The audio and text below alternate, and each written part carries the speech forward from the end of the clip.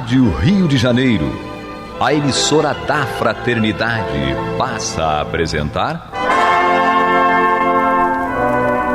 Luz na Penumbra, programa que leva ao seu coração a mensagem da doutrina espírita.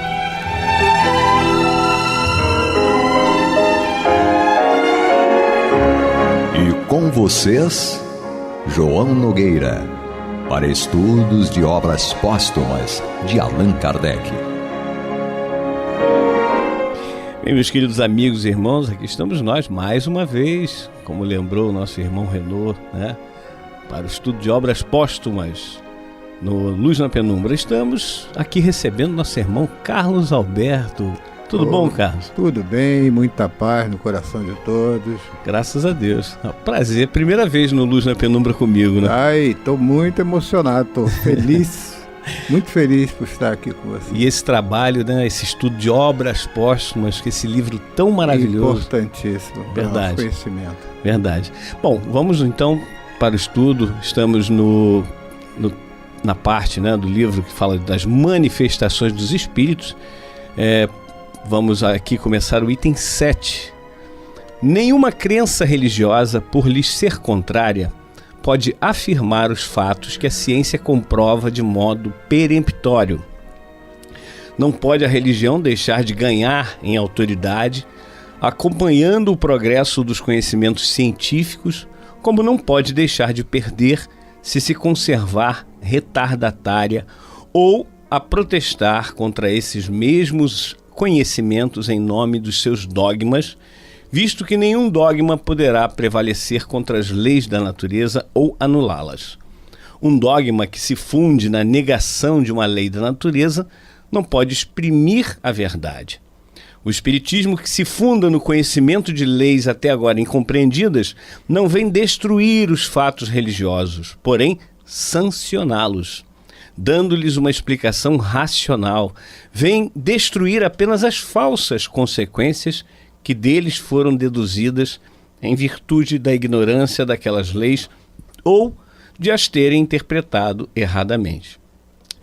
Nós vemos aqui um Kardec, mais uma vez, né, sempre, inclusive como retrata o filme do nosso irmão Wagner de Assis, Kardec, né, que estreou no último dia 16, a mostrar esse Kardec que olhava tudo sem ter ideia pré-concebida, ou seja, ele no início ele ficou muito reticente quanto aos fenômenos, porque ele desconhecia, mas ele dizia, até que me provem que isso realmente existe, que mesas têm cérebro para pensar, têm músculos para se movimentar, eu acreditarei, se me provarem isso.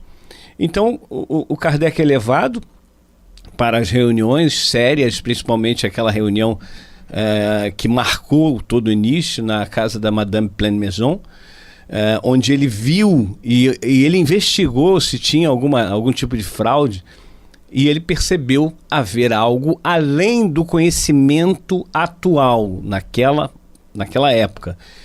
E ele percebeu o seguinte: eu não vou lutar contra algo que se manifesta de forma tão patente. Até que ele lança aquela frase, né? Contra fatos não há argumentos, né, Carlos Alberto? Eu gosto muito de usar assim um exemplo. Do exemplo de Isaac Newton, quando a maçã caiu na sua frente. E ali surgiu a lei de gravitação universal. Então eu fico assim imaginando, imaginemos se o Carlos Alberto tivesse sentado debaixo daquela macieira e uma linda maçã saborosa caísse ali na frente do Carlos Alberto. E, naturalmente eu ia comer a maçã e não teria lei nenhuma. Mas a observação ali era de Kardec. Pois é. Então os fenômenos estavam à frente de alguém que tinha um senso de observação e que trazia consigo a condição necessária para que esses fatos fossem cientificamente analisados e comprovados. Então Kardec realmente, como tu falou, ele relutou. Primeiro, como se eu não vou me prestar para esse tipo de de brincadeira, né? Coisa e tal. Mas o senhor Fortier, grande amigo de Kardec, ele insiste para que Kardec fosse ver esses fenômenos. Isso aí foi por volta, talvez, de mais ou menos 1854. Isso, 18 de maio de 1854. Isso, por aí. Então, eu costumo dizer que depois que ele constata que a mesa não tem cérebro, não tem nervos, entendeu? Mas constata que havia alguma coisa inteligente por trás daqueles fenômenos que ele via, aquelas mesas que de alguma forma tentávamos se comunicar ou nos mostrar o mundo espiritual por trás daquilo. Kardec faz uma pergunta bem interessante depois de convencionado as batidas A, B, C. Ele faz uma pergunta interessante. Ele diz assim: quem são vocês? Olha, é uma pergunta simples, mas que ninguém havia perguntado. Verdade. Ninguém havia feito essa pergunta. E através das batidas, formando as frases, responderam: nós somos a alma dos homens que viveram na Terra. É fantástico. Eu costumo falar assim, eu acho que o Espiritismo surgiu ali, naquele momento, entendeu? Em que constata ali os fenômenos físicos. Não havia nenhuma derrogação de lei, não era nada paranormal, vamos dizer assim, melhor dizendo, fenômeno, assim que a gente pudesse dizer assim, sobrenatural, né? Sobrenatural, mistérios ocultos de Deus. É que muitas vezes a igreja, ela tentava formular isso desse jeito. E isso é um mistério oculto de Deus. Então, ali não tem como a gente conhecer ou buscar algum conhecimento sobre aquilo. E o Espiritismo, através de Kardec, veio nos mostrar que esses fenômenos fazem parte da natureza, e ali havia um objetivo, que era de nós observarmos, para que nós pudéssemos constatar o mundo espiritual, a vida espiritual, da qual viemos de lá. É verdade. E da qual retornaremos também. Então, quando Kardec, no Livro dos Médiuns, tem uma passagem, eu vou dizer assim um pouco com as minhas palavras, vou passar somente a ideia que ele trouxe, quando ele pergunta: há espíritos? Existe espíritos? Logo no princípio, primeiro capítulo. Lá ali, isso aí. na frente. Existe espírito? Existe. Quem são esses espíritos? É alguma coisa assim, uns seres privilegiados de Deus, alguma coisa à parte da natureza? Não, os espíritos é a alma dos homens que se comunicam. E a alma dos homens que viveram na Terra. E eles se comunicam? Se comunicam. Entendeu? E nós vamos ver a comunicabilidade entre os espíritos, né, como um princípio fundamental da doutrina espírita. Com certeza. E uma coisa que Kardec coloca aqui nesse trecho de Obras Póstumas, a gente não pode dizer também que a Miranda chegou aqui para conversar conosco também, não é, Miranda? Tudo bem? Graças a Deus. Graças a Deus, exatamente. Graças a Deus, né, João? Ela disse que não ia falar, mas a gente já está botando ela no fogo aqui. Senhor. E nós estamos estudando, viu, Miranda, Obras Póstumas. É o capítulo que fala das manifestações dos espíritos, né? Estamos lá no item 7.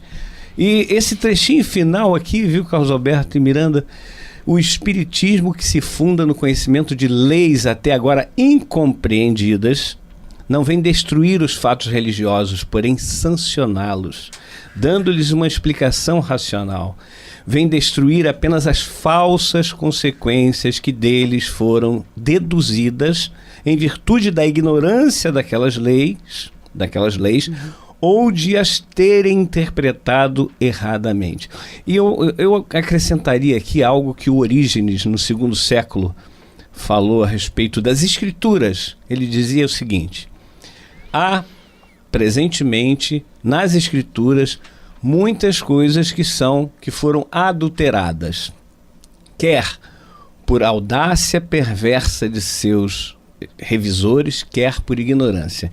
Então, Kardec coloca aqui ignorância e interpretação errada.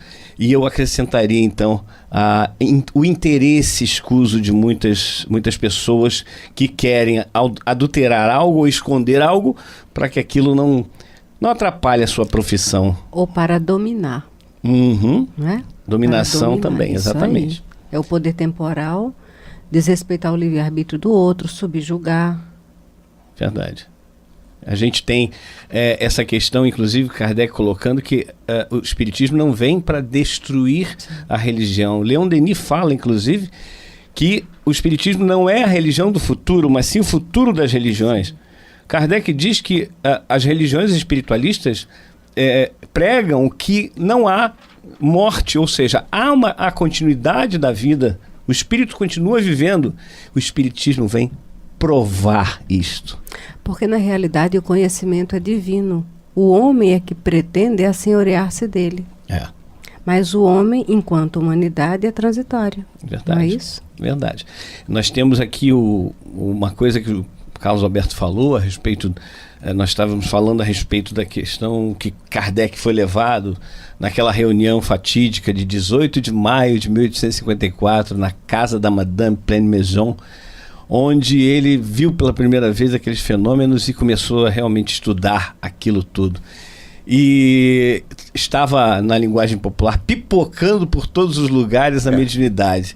E eu me lembrei de uma profecia do profeta Joel, lá no capítulo 2 do seu livro, versículo 28, que diz: derramarei o meu espírito sobre toda a carne, e vossos filhos e vossas filhas profetizarão, e vossos servos falarão em línguas, etc. e tal. Isso. Ou seja, é aquilo que o Espírito da Verdade fala na introdução do Evangelho. Aliás, não, na contracapa, digamos assim, do Evangelho segundo o Espiritismo, né?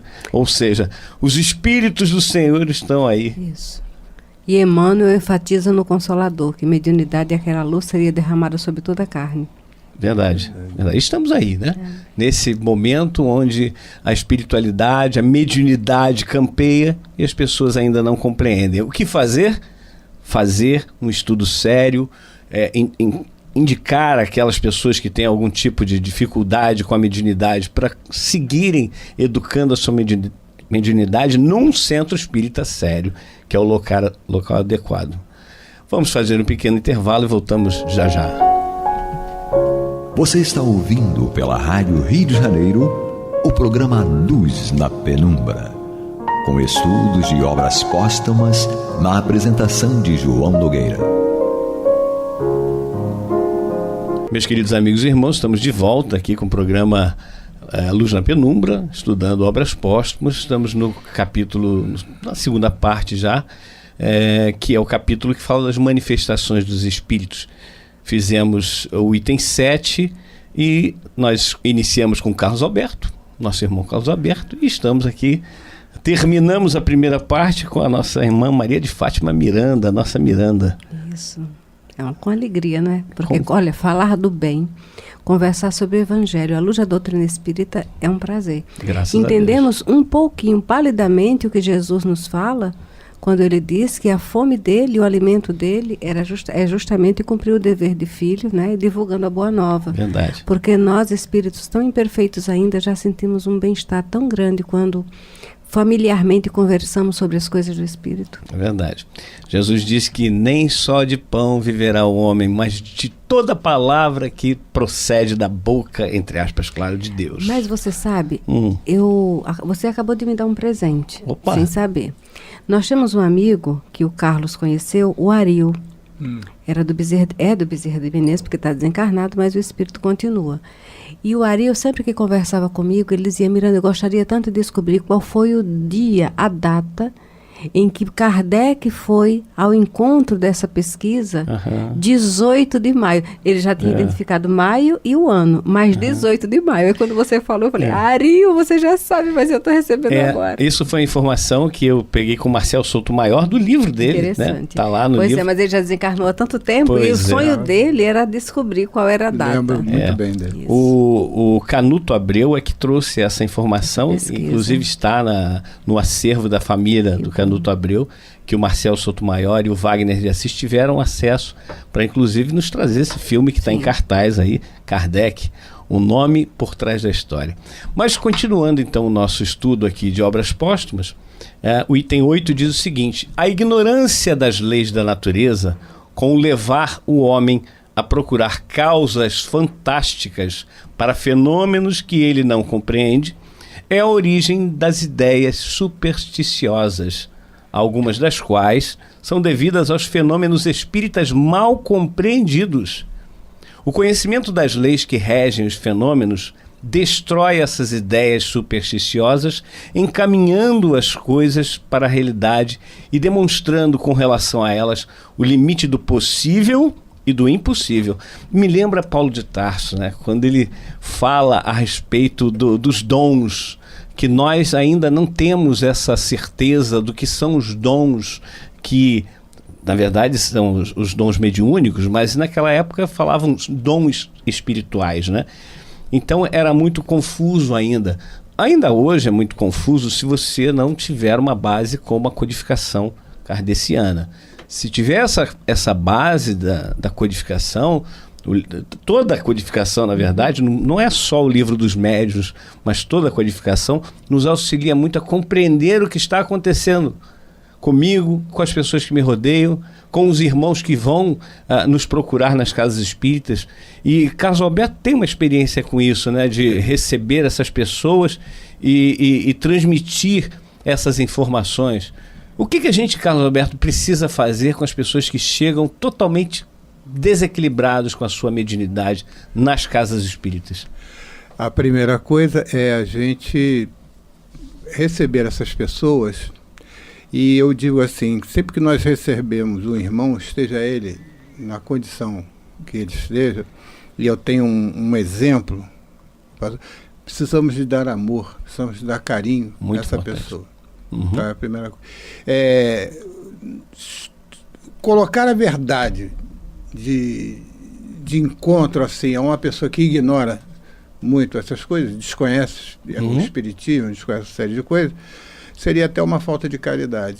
Mas em doses homeopáticas, nós vamos passando essa verdade para que ela, através disso, ela consiga uma mudança no seu íntimo. Então, Kardec, ele foi muito... ele tinha esse objetivo, o objetivo da instrução. Em vários livros, ele vai colocar, era para nos instruir, se instrua. Né? Se é o inferno, então está lotado com aquela comunicação dos espíritos sobre isso. Ou seja, acabou aquela cegueira. Precisamos pensar, precisamos raciocinar. Então, muitas vezes, pela nossa ignorância, pelo nosso desconhecimento, nós vamos cometendo desmandos, que depois é revertido num fator de enfermidade para todos nós. Então eu preciso, sim, começar a entender que aquilo que eu vinha agindo e atuando na vida não está me fazendo bem. Há muita gente que procura a casa espírita, Miranda, com o objetivo de se livrar da obsessão. Eu sempre, quando converso com as pessoas a respeito disso, né, pessoas que vão nos procurar, falam, eu quero me livrar desse obsessor. E aí a gente fala, olha, não é tão simples assim. Não é uma questão de se livrar, e sim transformar aquele obsessor que atualmente está como seu inimigo num amigo seu. Não é, Miranda? Não é isso? Sim. É por isso que Jesus nos fala, conhecereis a verdade e a verdade vos libertará. Vos libertará não do outro, mas de si mesmo. Exato. Então, quando nós começamos a estudar a doutrina espírita, nós vamos compreendendo que, na realidade, sabemos qual o significado do termo obsessor. Mas quando nós vamos meditando a respeito da necessidade de transformação moral, nós temos assessores que nos secundam, os pendores, os valores, objetivos, emoções, não é? Verdade. Então, nós começamos a compreender que toda obsessão, o nível em que ela esteja, partiu de uma auto-obsessão, que é da invigilância, natural pelo nosso despreparo, pela nossa limitação moral, né, pela nossa imaturidade espiritual. Está tudo dentro de um contexto. Aí nós vamos compreendendo esse amor de Deus infinito por todas as suas criaturas. Porque aquele que eu chamo de obsessor, ele é tão amado por Deus quanto eu. Não é? Os benfeitores que me vêm socorrer, aliviar, ama esses outros espíritos tanto quanto a mim, porque em algum momento da minha jornada eu sou ou fui também obsessor de alguém. Exato. O Carlos Alberto estava falando bem essa questão também da pessoa procurar e muitas vezes não queria um passe de mágica para resolver. É pegar Jesus como tampão novo em roupa velha, não é? Então nós queremos extirpar, mas não é assim. É a facilidade, né? A coisa da varinha mágica. E Deus é misericordioso, sem querer te cortar. Nada. Deus é misericordioso porque nos permite, nesse trabalho de acolhimento na casa espírita, através da atenção, o ouvido de alguém, o tempo de alguém, o passe, a água fluidificada, até vir a mensagem do Evangelho. Porque apresentar essa verdade da doutrina para o outro é ser um facilitador, é deixar as coisas tão claras que o outro perceba essa verdade, porque se nós formos falar, ele ainda não vai entender. Não é? Então chega um momento que aí cai a ficha. Então cada um vai se percebendo dentro do contexto daquilo que antes não compreendia. Às vezes a gente vai buscar o centro espírita para nos livrarmos do obsessor, mas muitas vezes o obsessor nos diz que quer se livrar. Eu quero me livrar dele e eu não consigo. É verdade. Já tivemos muitos relatos, né, de irmãos obsessores que chegaram na reunião mediúnica. A reunião mediúnica corretamente aplicada é fechada, é vedada a pessoas que não têm conhecimento, principalmente ao paciente. Até para não expor. Não é? É um atendimento fraterno. Exatamente. Então, chegaram vários irmãos que diziam assim, olha só, eu já tentei sair de lá várias vezes, mas ela me chama, ou ele me chama de volta. Atração, afinidade. Exato. O conhecimento, o Carlos Alberto, o conhecimento é ou não é fundamental? Porque tem muita gente que acha o seguinte: vai lá na casa espírita, vai tomar o passe, vai tomar água fluidificada ou magnetizada, como queiram, vai ouvir uma palestra, vai sair de lá e pronto, acabou. O obsessor vai ficar lá preso, enjaulado, e eu vou ficar bem aberto. E aí eu volto para minha vida comum, minha vida rotineira. Pro mundo. Do mundo. O conhecimento, o que faz? Faz alguma diferença nesse caso? O conhecimento faz e muita diferença. Porque o conhecimento, ele descortina a ignorância. Muitas coisas que você ignorava, através do conhecimento, você vai começar a pensar, você vai começar a analisar. O problema da modificação pode ser mais retardada, entendeu? Mas o conhecimento já vai fazendo com que eu já pense. E muitas vezes o conhecimento faz com que eu mude o meu ponto de vista com relação a isso ou aquilo. A Miranda tocou num ponto também muito interessante. Nós fazemos atendimentos fraternos nas casas, né? Muitos ouvintes agora que estão ligados à Rádio Rio de Janeiro fazem esse atendimento fraterno nas casas espíritas. Eu gosto muito de fazer o atendimento fraterno, não porque eu sou bom, não porque eu já faço aquilo que eu digo, que eu estudo, né, que eu apresento para a pessoa que vai fazer, vai ser recebida ali. Mas fundamental, cada vez que eu vejo um caso, eu me pergunto, será que eu ajo como ela age? Questão 903, hein, Miranda? Ótimo. Sim, não é? E aí nós vamos percebendo que é nisso... estudando o livro Ceareiros de Volta, Valdo Vieira, Espíritos Diversos, tem uma mensagem que diz o seguinte, que existem 3 maneiras, com as palavras próprias, do céu descer à terra, que é a prece, não é? A boa leitura e o trabalho desinteressado no bem. Então, quando nós chegamos na casa espírita e vamos nos ligando a determinadas atividades, no atendimento fraterno, eu fui descobrindo ao longo do tempo que era a melhor maneira de eu ser atendida fraternalmente pelos espíritos. Porque, de alguma forma, nós temos relação, não é? Eu lembro que teve um dia, num momento assim diferente, eu vivi uma experiência onde alguém estava muito tenso e não soube lidar com a situação. Foi uma vizinha, me deu um tapa na cara, eu não esperava, porque eu estava com minha cachorrinha e ela estava bem perturbada mesmo. Ela foi mais usada, né, naquela situação ali. A mãe dela ficou horrorizada, eu falei, pode deixar. Quando foi à noite que eu chego no atendimento fraterno, a primeira coisa que me chega é uma senhora com um hematoma enorme no olho, a parte da face inchada. Quando ela sentou do meu lado, ela falou, eu fui espancada pelo meu marido. Eu falei, meu Deus. Eu tomei um tapa de surpresa. Caiu, sabe? Só como um elixirzinho. Eu imagino essa senhora que está chegando aqui agora, que tem uma relação afetiva e foi espancada. Aí eu falei, entendi. Eles me colocaram de uma situação tal que eu pudesse ser produtiva na tarefa da noite. Não é? Porque foi uma coisa que é uma amiga, ela estava em perturbação, um processo obsessivo, mas o impacto, a surpresa me tirou meio de tempo. Imagina alguém que convive, que tem filhos, que ama e é espancado. Então, naquela noite eu descobri isso. Eu falei, o atendimento fraterno nunca é unilateral. Somos dois ali.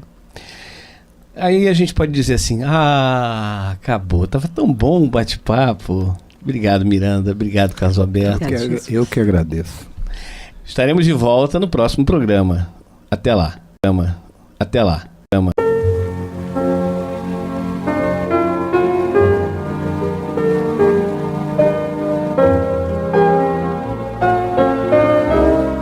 A Rádio Rio de Janeiro está levando ao seu lar e ao seu coração a mensagem consoladora da doutrina espírita, através do programa Luz na Penumbra. E agora com vocês, Marta Batista e Antônio de Pádua Barbosa.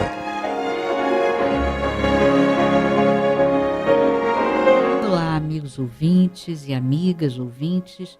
Nós estamos chegando aos seus lares através do programa Luz na Penumbra, que tem por objetivo dar prosseguimento ao estudo do Evangelho segundo o Espiritismo, que hoje está no seu 13º capítulo, que a vossa mão esquerda não saiba o que dá a vossa direita.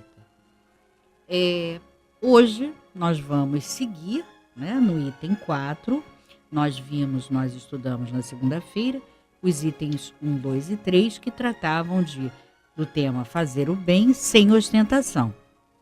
E hoje nós vamos estudar na mesma linha, né, seguindo, fazendo uma sequência para que a gente entenda, né, nessa linha de fazer o bem sem ostentação, ele propõe que aquele que já consegue, né, está tentando fazer o bem sem ostentação, ele pode sim fazer o bem despreocupadamente, sem que os homens e a sociedade saibam ou tenham conhecimento disto, e ele então pode até fazer melhor. Ele pode buscar os infortúnios ocultos. Então, claro que a busca dos infortúnios ocultos é um degrau mais profundo, né, para dentro da ideia do conceito de caridade. E é também na linha de raciocínio de fazer o bem sem ostentação, né? Porque aquele que está preocupado em procurar infortúnios ocultos, com certeza ele não está pensando em falar, trombetear, né? Divulgar esse bem que ele está buscando.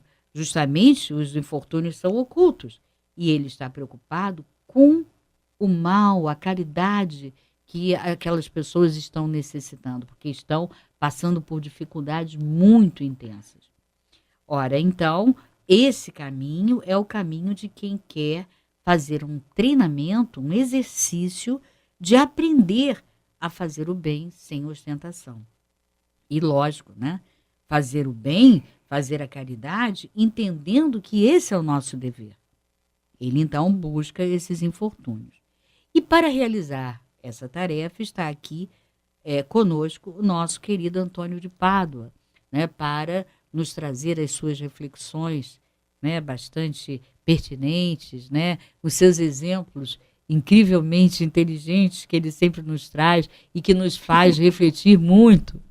E para nos dar o suporte técnico, temos o nosso querido Cláudio Almeida.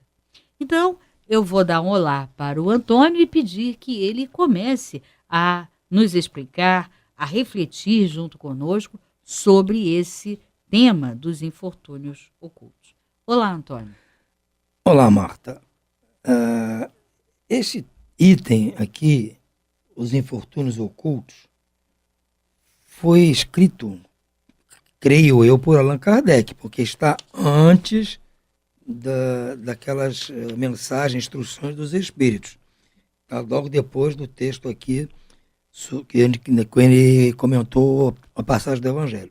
Então, acredito que seja escrito por ele. É uma história que ele conta aqui sobre uma senhora e que nos traz exemplos maravilhosos. Então, só a leitura da história por si basta. Então, Vamos ler aqui e, se houver necessidade de um comentário, vamos fazer. Mas a história por si só já é suficiente.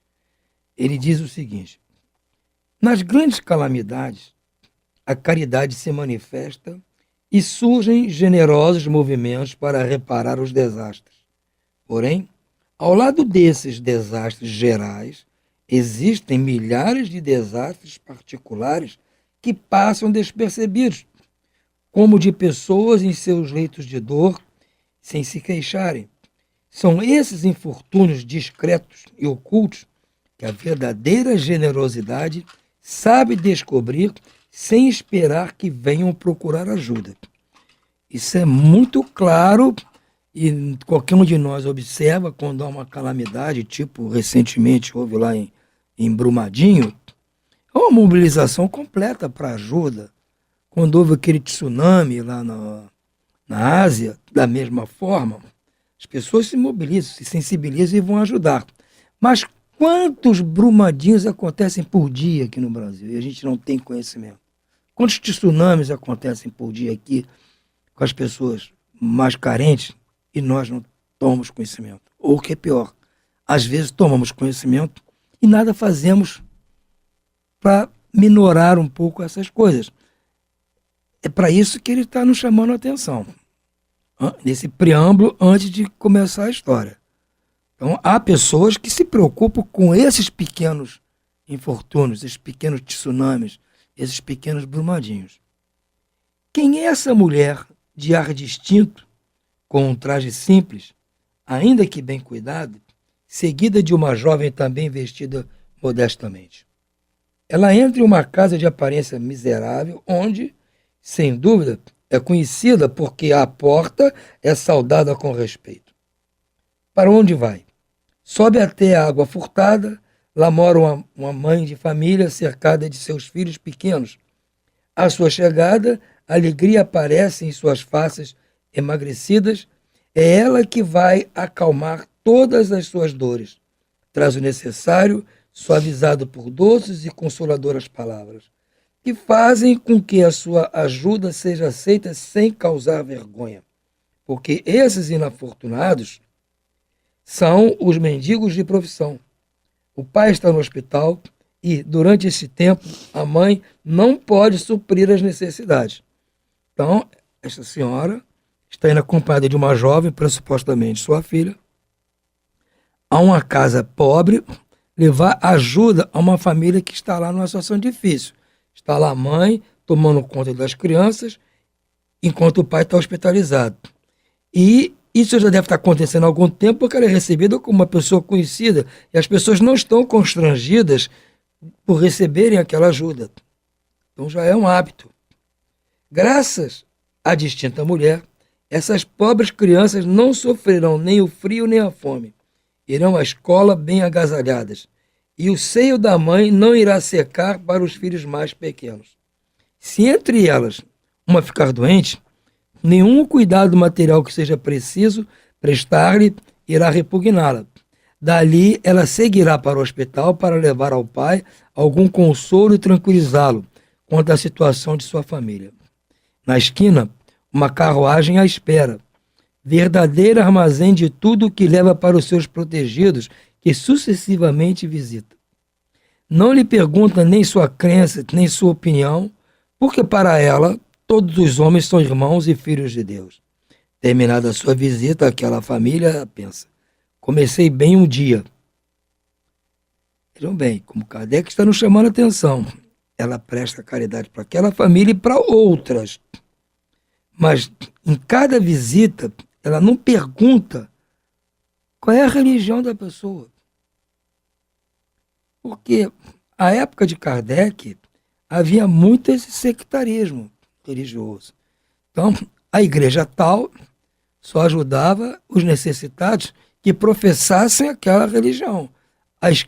A igreja qual fazia o mesmo e não se comunicavam. Então, havia até certa exigência de o beneficiado comparecer a determinados cultos. Isso acontece ainda hoje em dia. Mas é o exemplo que ele está dando aqui. Ela pratica a caridade a quem precisa independentemente de sua crença, em qualquer que seja o tipo de crença. Segue Kardec. Qual é o seu nome? Onde mora? Ninguém o sabe.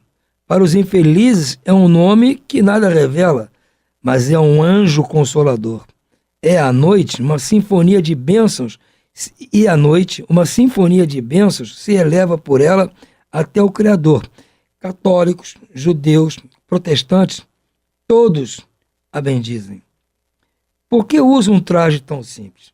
Olha a sutileza do detalhe da prestação do serviço de caridade por essa mulher. Por que usa um traje tão simples? É que ela não quer, com seu luxo, agredir a miséria daquelas pessoas. Que trouxe a filha em sua companhia para lhe ensinar como se deve praticar a beneficência. A menina também quer fazer a caridade, mas a mãe lhe diz: o que podes dar, minha filha, se nada tens de teu? Se eu te entregar alguma coisa para que deis aos outros, qual será o teu mérito? Na verdade, eu é que farei a caridade e tu terás o mérito. Isso não é justo. Quando vamos visitar os doentes, tu me ajudas a tratar deles. Ora, cuidar de alguém é dar alguma coisa. Isso não te parece suficiente?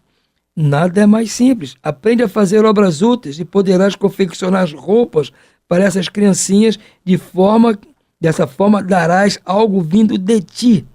É assim que essa mãe verdadeiramente cristã prepara sua filha para a prática das virtudes ensinadas pelo Cristo. Ela é espírita? O que isso importa? Então vejam bem a sutileza do trabalho dela, a inteligência do trabalho dela. Vai com roupas adequadas a não ferir, a não agredir as pessoas com seu luxo. Vai prestar caridade, vai todo emperequetado, super perfumado, com tênis da moda. Gente, peraí. Você não vai maltrapilho, mas você tem que ir com roupas simples para não chocar as pessoas. Para não excitar a inveja delas. Tem que ter esse cuidado.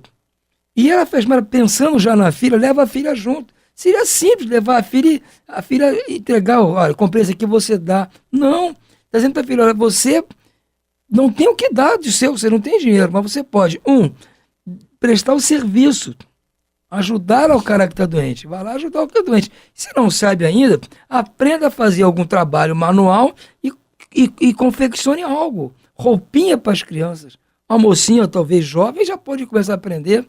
Ou pega as roupas deles velhas, vai consertar, pregar uns botões onde caiu. Então ela está dizendo para a filha como tem que se fazer. Ela podia, como toda pessoa de bem, e não vale só para caridade, vale para os pais que estão bem de vida e não deixam os filhos fazer absolutamente nada. Só estuda. O filho não precisa fazer nada. Em casa não ajuda a família em nada. Nada. Vai para a faculdade, se forma.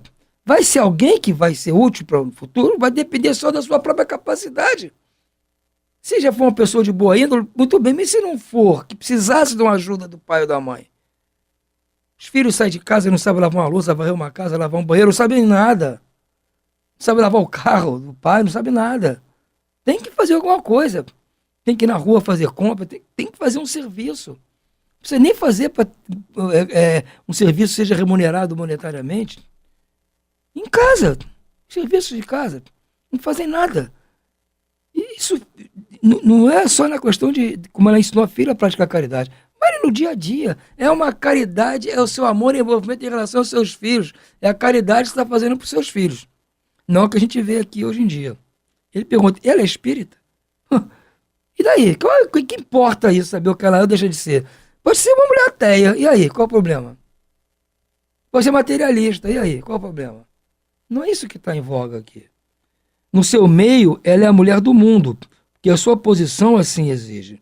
Mas ignora-se o que ela faz, porque ela não quer outra aprovação senão a de Deus e da sua consciência. Ou seja, para as pessoas do seu mundo, as pessoas bem aquinhadas monetariamente como ela não fala nada, eles nem sabem que ela faz isso. Ela só quer a aprovação de Deus e da sua própria consciência. No entanto, certo dia, uma circunstância imprevista conduziu até sua casa uma das suas protegidas que lhe fora mostrar trabalhos manuais. Reconhecendo sua benfeitora, quis abençoá-la. Veja bem, uma daquelas mulheres a quem ela ajudava apareceu na casa dela para mostrar uns trabalhos manuais. E quis abençoar, uma forma de gratidão. Ela disse, silêncio, pede a dama, não o digas a ninguém. Assim falava Jesus. Você já me descobriu aqui, mas não precisa falar para ninguém. Não quer ser reconhecida, quer fazer o seu trabalho e passar essa mesma mensagem para sua filha. Essa história, não sei se é verdadeira, se isso existiu. Não sei se Kardec criou essa história, que não fala nada, né?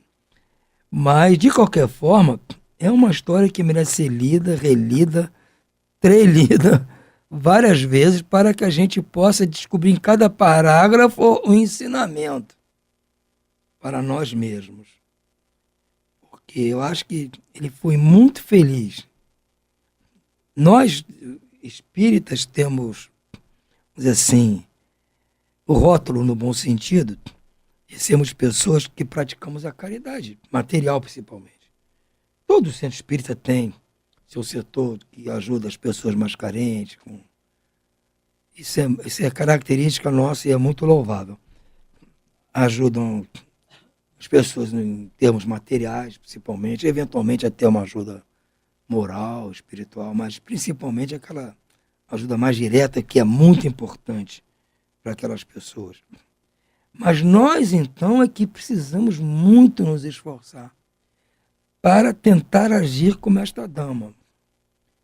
Para nós não sermos tentados pela nossa vaidade. Porque a vaidade, Marta, não é aquele prato de feijoada que oferecem a você e você fica tentado em comer. Não é aquela dona sexy que passa na sua frente, né, alguma coisa e tenta você. Não é isso, uma coisa gritante. A vaidade é uma coisa que chega em você subrepticiamente, sem você sentir. Não é uma tentação. Eu não acredito que a pessoa tenha a tentação de ser vaidosa. Não é. Isso está dentro de nós. E nós agimos vaidosamente sem mesmo perceber.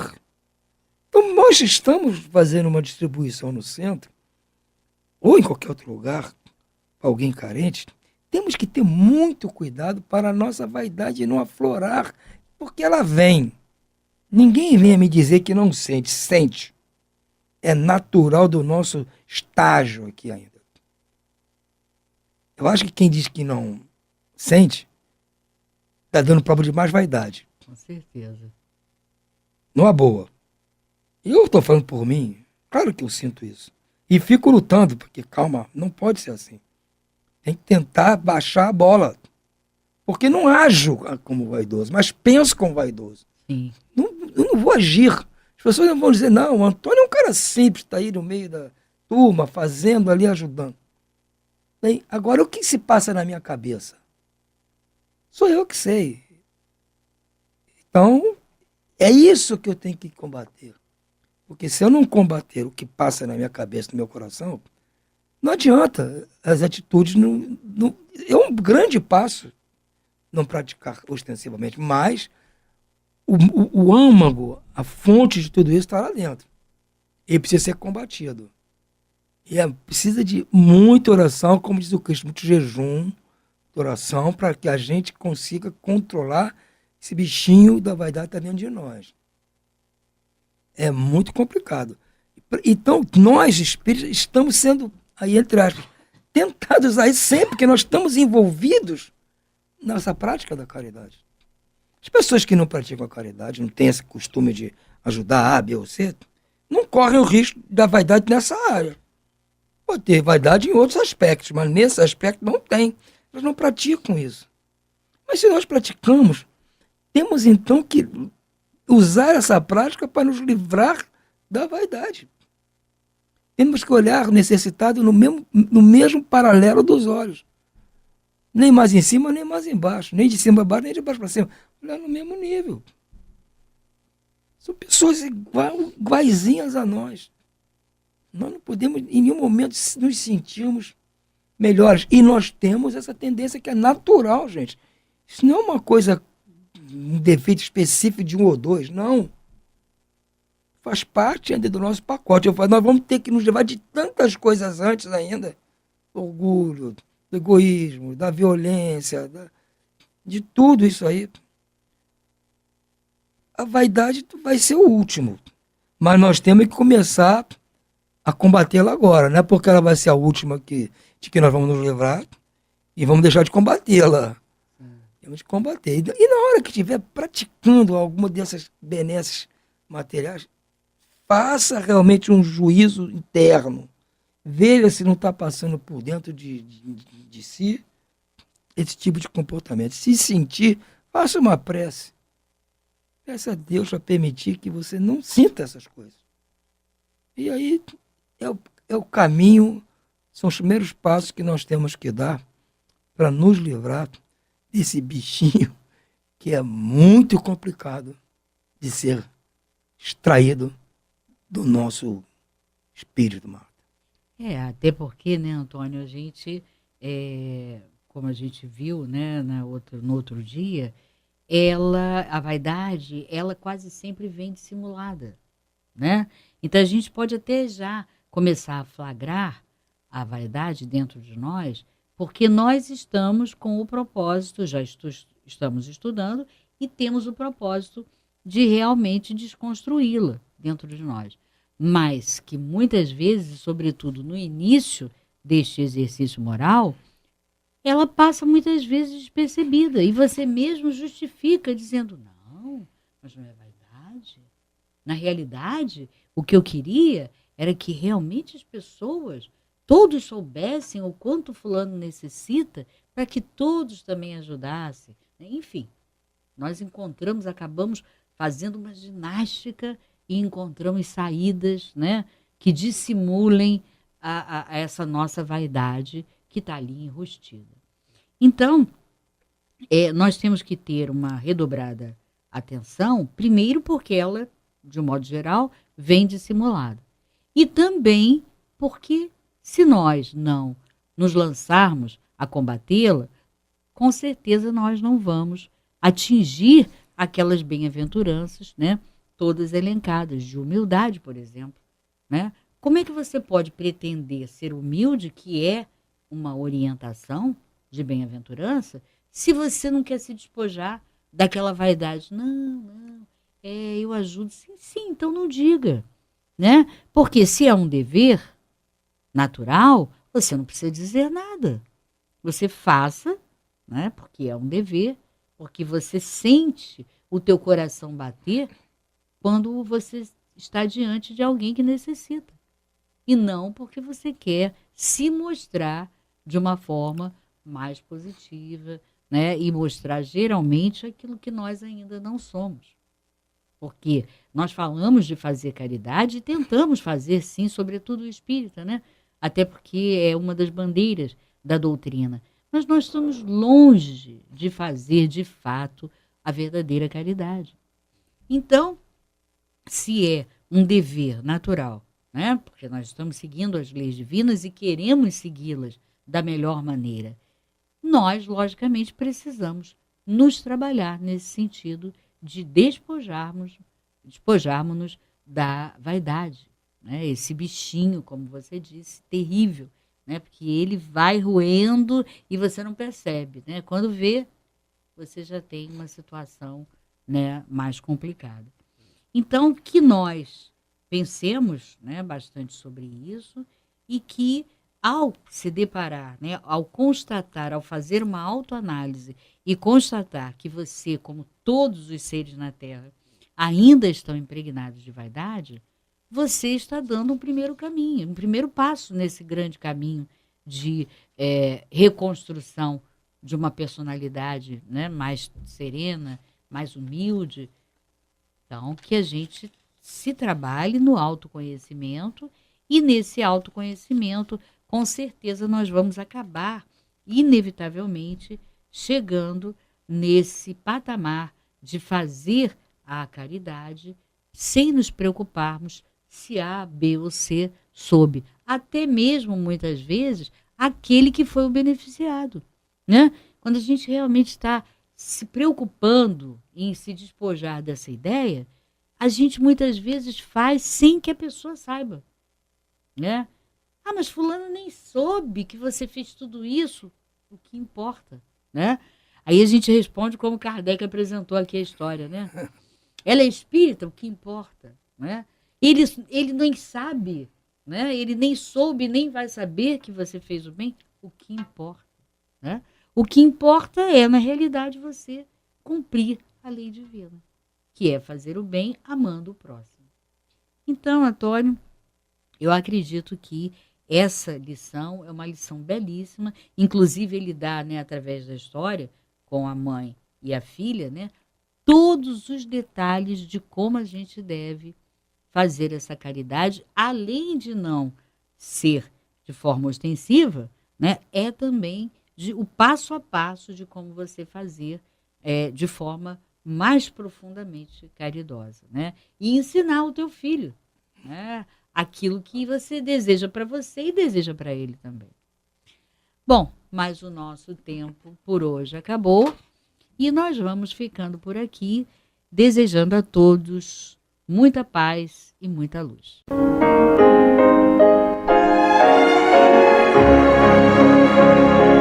E vamos ouvir agora a prece de encerramento de nosso programa, na voz de Geraldo de Aquino.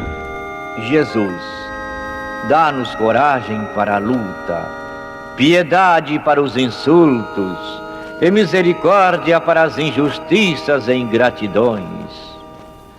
Limpa nossa alma de inveja e ambições mesquinhas, de ódio e de vingança o nosso caminho. E que dentro em pouco, ao recolher-nos de novo ao calor do nosso leito, para que o sono nos dê a paz e o esquecimento das tristezas humanas, possamos sentir, Senhor, no mais íntimo de nosso ser, a doçura indefinível do Teu amor e a grandeza incomparável da Tua divina presença.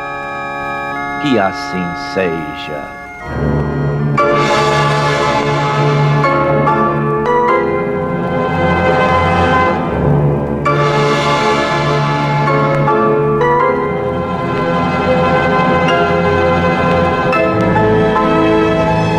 Acabamos de apresentar o programa Luz na Penumbra, que voltará a ser apresentado amanhã às 21 horas nesta emissora.